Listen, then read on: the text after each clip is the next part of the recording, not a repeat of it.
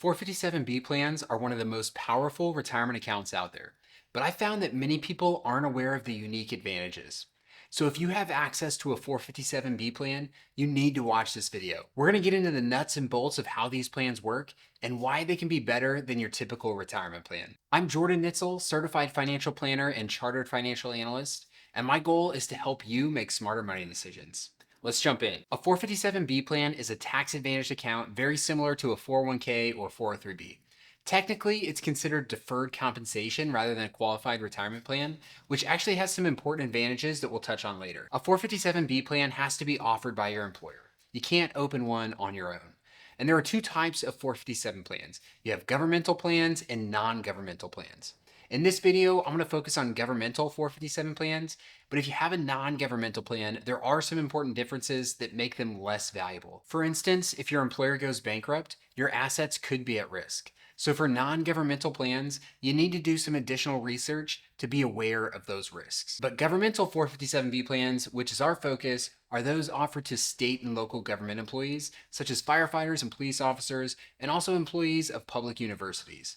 Governmental 457B plans are like the public sector's 401k. Traditional 457B contributions are deducted from your pay before taxes, so you're investing with pre-tax money. And your investments within the plan grow tax deferred, meaning you don't get taxed until you withdraw money from the account.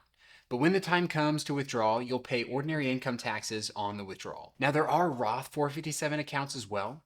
And with a Roth 457, your contributions are made with after-tax dollars, but your withdrawals in retirement are tax-free. Now, there is one big disadvantage that's unique to Roth 457B plans, and I'm going to touch on that later, so stay tuned. The contribution limit for a 457B plan in 2024 is $23,000.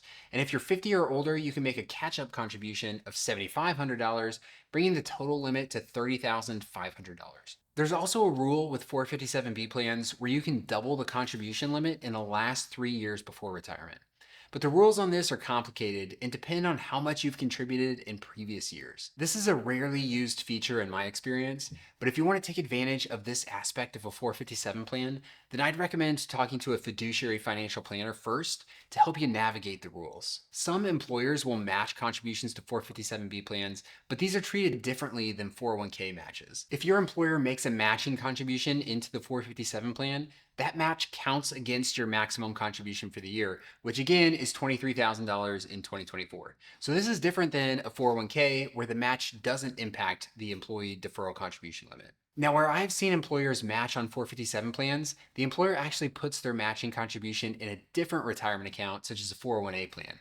And in that case, it would not count against your 457 contribution limit. So it's important to know the details on your specific plan. 457 matches aren't super common, but if you have a 457, comment below and let us know if you do get an employer match. And if so, does your employer contribute directly to the 457, or do they use another account like a 401a? All right, moving on, let's talk about required minimum distributions, or RMDs. Like other retirement accounts, 457B plans require you to start taking money out of your account at the age of 72. This RMD, as it's called, is figured on your total account balance at the end of the previous year. If you don't take your RMD, it's heavily penalized by the IRS, so it's very important to take these each year once they're required. RMDs are the government's way of ensuring that you eventually pay taxes on your tax-deferred retirement plans. By planning ahead, you can manage your RMDs in a way that minimizes your tax burden and aligns with your retirement income needs. When it comes to investing with a 457 plan, the options are similar to other workplace retirement plans. You'll typically have a menu of investment options to choose from, and you can create an allocation from those funds or use an all-in-one solution like a target date fund. At this point, 457B plans sound basically like 401k plans. So why did I hype them up so much? Well, let's get into the major advantages of these plans.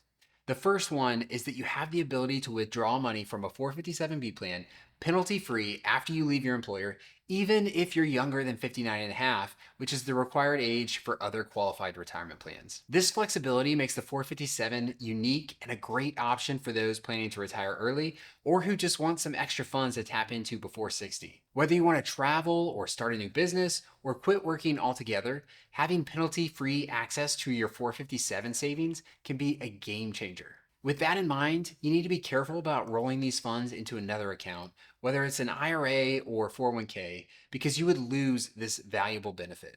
I mentioned earlier that Roth 457b plans have a big disadvantage, and this is where that comes into play. Roth 457s don't have quite the same treatment as pre-tax 457s for early retirees. If you withdraw funds out of a Roth 457 after you leave your employer, but before reaching 59 and a half, you won't be penalized on the withdrawal, but your earnings will be taxed. And that defeats the whole purpose of the Roth.